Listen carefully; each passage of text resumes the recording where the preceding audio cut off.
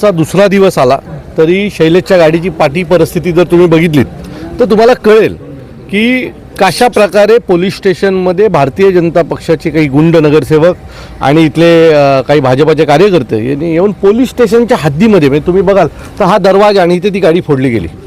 Sir police स्टेशनच्या हद्दीमध्ये जर अशा प्रकारे गाडी फोडली जाणार असेल, आता आम्हाला एक CCTV फुटेज दाखवलं गेला, त्यात तो नगरसेवक येऊन पहिली लात मारतो शैलेशला, बरोबर आहे.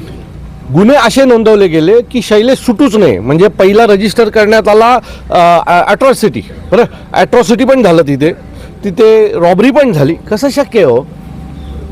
तुम्ही जनतेला एवढं पण उल्लू समजू नका की जनतेला कळत नाही आहे की ॲट्रॉसिटीची स्टेटमेंट कधी घेतली आहे. आधी ॲट्रॉसिटी दाखल केली आणि त्याच्यानंतर दुपारी स्टेटमेंट घेण्यात आली आहे. म्हणजे जेवढा प्रयत्न शैलेशला लटकवण्यात करण्यात आला की हा जास्तीत जास्त कसा जेलमध्ये राहील याचा हा प्रयत्न केलेला आहे. आणि आम्ही सांगतो आहे की जर FIRचं नाव आहे फर्स्ट रिपोर्ट इन्व्हेस्टिगेशन, तर तुम्ही आमची जी FIR आहे ती पहिली घ्या आणि त्याच्यानंतर चौकशी करा ना.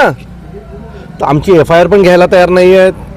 गाडीचा जो काही आम्ही दाखवतो हे घडलेलं आहे त्याच्यावरही काही करत नाही. CCTV एकच दाखवत आहेत, म्हणजे ज्या कोपऱ्यात भांडणं झाले तेच बाकीचे पोलीस स्टेशनचे CCTV बंद आहेत असं म्हटलं जातं. जर हे सगळं तुम्ही पाहाल तर भारतीय जनता पक्षाच्या नेत्यांच्या दबाव, एका वरिष्ठ नेत्याच्या दबावात हा सगळा प्रकार सुरू आहे. आणि अशा प्रकारे जर बदलापूर अंबरनाथचा कायदा सुव्यवस्थित असेल तर मग आम्हाला प्रश्न पडतो की हा ठाणे जिल्ह्यातला भाग आहे की नाही. आणि सतत करतोय, 2 वेळा DCPना भेटलो आहे, त्याचं अख्खं कुटुंब कालपासून इथेच आहे. ते ओरडून सांगतायत की आमचा गुन्हा घ्या, पण आमचा गुन्हा घेण्यात कोणालाही इंटरेस्ट नाही आहे.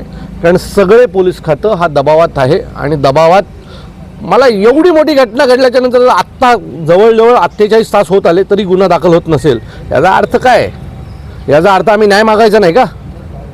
की आम्ही सत्ताधारी पक्षाची चाकरी करायची, असाच याचा अर्थ होतो. विरोधी पक्षच नाही आहेत का? विरोधी पक्षाला न्याय मिळणार आहे की नाही, असे अनेक प्रश्न आमच्या मनात आहेत. मी आजची आणि उद्याची दिवस वाट बघू, नाही झालं तर येत्या रविवारी आम्ही मनसे कार्यालय ते पोलीस स्टेशन या दरम्यान आमची सगळी बदलापूर, अंबरनाथ, उल्हासनगर, कल्याण, डोंबिवली अशी आमची सगळी टीम मिळून इथल्या स्थानिकांना घेऊन आम्ही आमचा मोर्चा काढू.